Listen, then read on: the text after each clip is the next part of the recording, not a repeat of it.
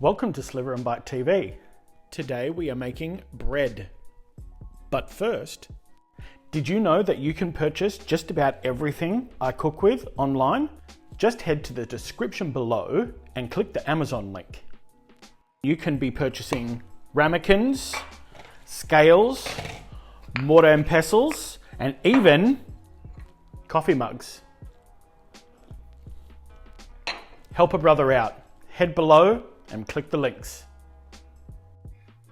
Let's get into today's video. We're making two separate loaves of bread, one plain, and I'm also going to do a jalapeno and cheese loaf. First off, we are going to activate our yeast, and we do this by having some warm water and adding the yeast over the top and covering for about 5 to 10 minutes. I have also placed the yeast directly into the dry mix. It also works well, however, I was giving this a little try today.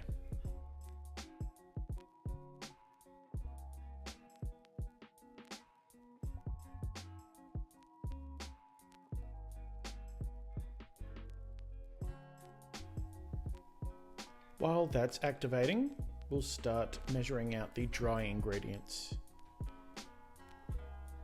We'll go in with the bread flour. So this is a flour that has higher protein.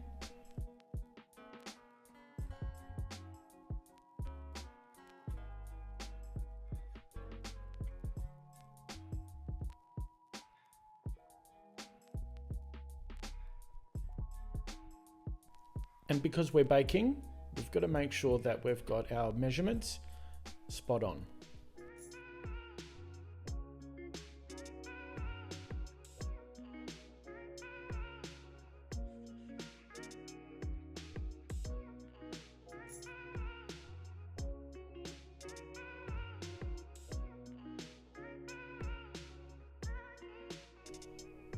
In with the salt next up.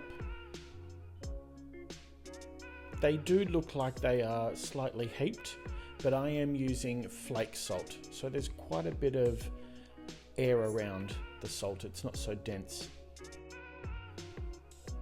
Just checking the yeast. You'll see that some of it's bubbled on the top. So just giving that a mix to incorporate that into the water.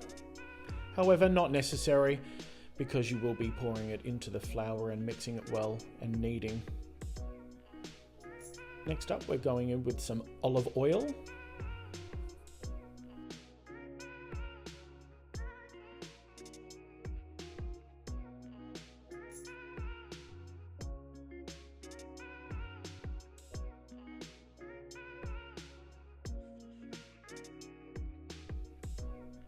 And some honey.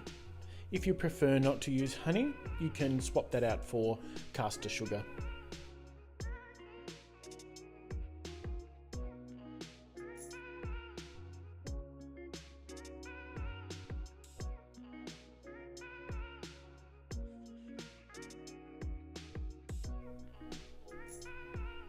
One last mix to make sure that you've got all of the yeast that may have sunk to the bottom up, and make sure you scrape that out as well.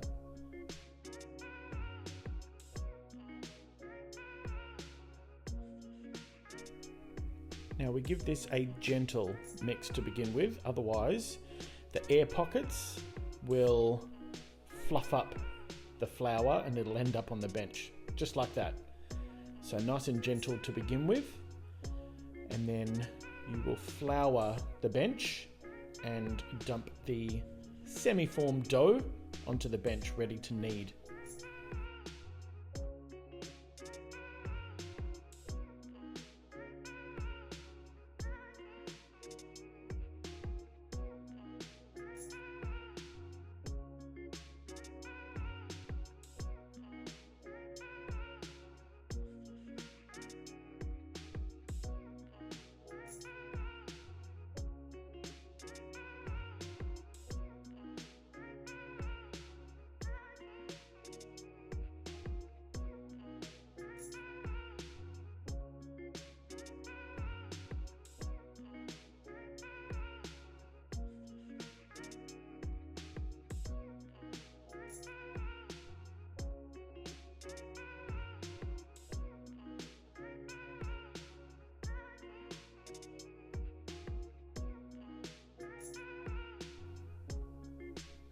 One of the great things about the Loyal Bakeware spatula is that you can flip it over and you can use the end of it as a scraping tool to get absolutely all of the flour mixture out of that bowl. So we're just going to flour when we need to and knead the dough for approximately 4 minutes. You will be kneading a second time after its first rise.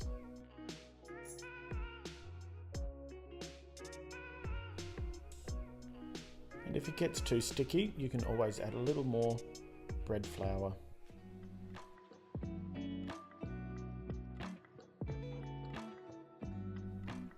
I like to roll the dough ball to collect as much as I can off the bench, and then use the bench scraper to get absolutely everything off the bench into the dough ball. And then we're going to flip it over and squeeze at the bottom just to completely seal the dough ball, ready for rising. I have the bowl that I did the initial mix in. Put a little bit of olive oil around and use your hands to coat the inside of the bowl, and then we're going to drop the dough ball in, and that will be in a warm environment for an hour to rise.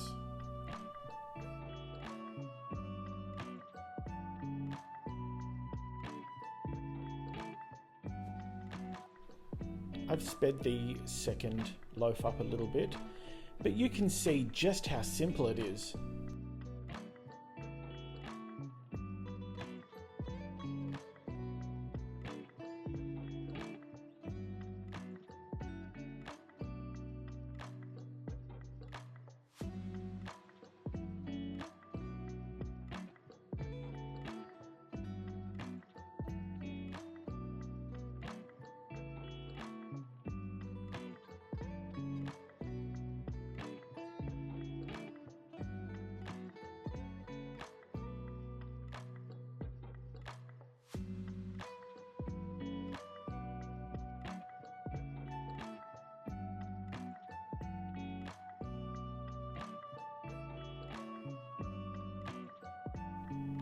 I'm using cling film to cover the dough balls.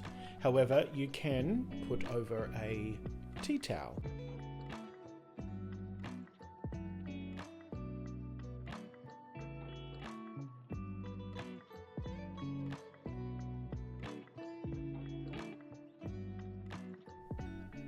So for one of the loaves, I am doing jalapeno and cheese. So just preparing that now. And as you can see, the dough has doubled in size.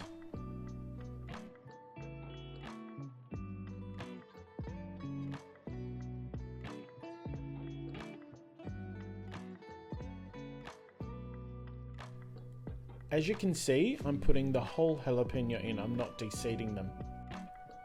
Once the bread is cooked, you won't even see the seeds. They would have disappeared into the dough. I'm grating the cheese quite fine, as I don't want chunks of cheese in the actual bread itself. But you can do this however you like, large or fine.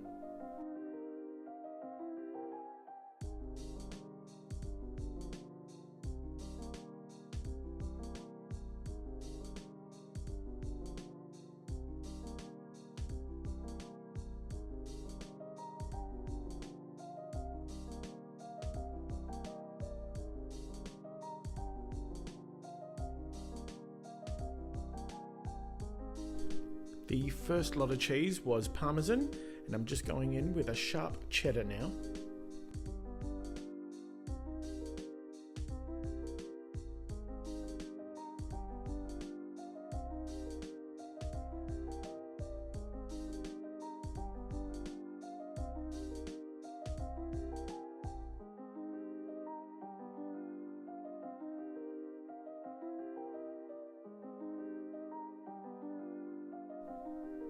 So flour your bench and dump out the dough, and you're going to knead this for 1 to 2 minutes. It doesn't need a great deal.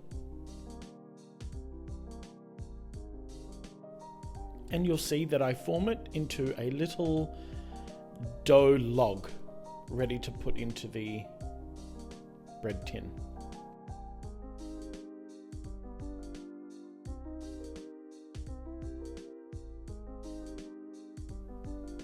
With the jalapeno loaf, I'm not going to knead it, and I'm just going to stretch it out like a long pizza and then start spreading on the cheese and then the jalapeno.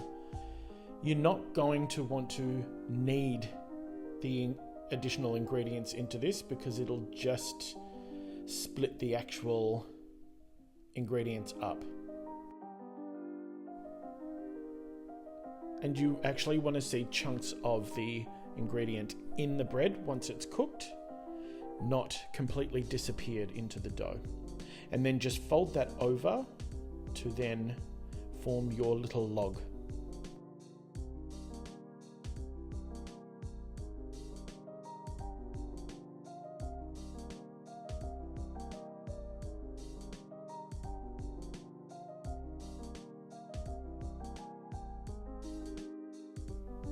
And then grab your bread tins, and I lightly sprayed mine with some canola oil.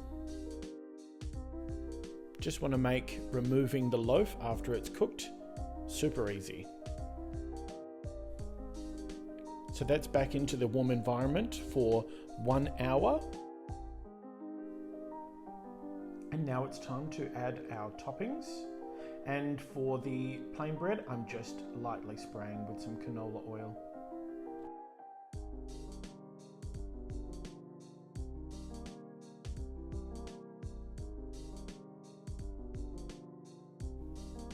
You'll notice that one of the bread loaves has risen a little more.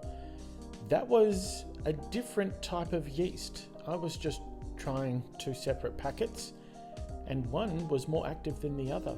That could be also down to how warm the water was when I activated the yeast. If you intend to bake quite a bit, you'll notice that it is ever changing. One little change in temperature or the atmosphere pressure, it really does change it. So that's into the oven at 200 degrees for 20 to 25 minutes. And then you want to leave that in the tins to cool for 10 minutes and then remove because you don't want it to sweat too much. Once it's out of the tin, you're going to want to let it sit for an additional 10 to 15 minutes just to cool a little bit. Otherwise, you'll drag the inside of the bread because it's still so warm and malleable. But if you intend on eating it in one sitting, go for gold. Cut it straight away because it is best served fresh with some butter and some flake salt.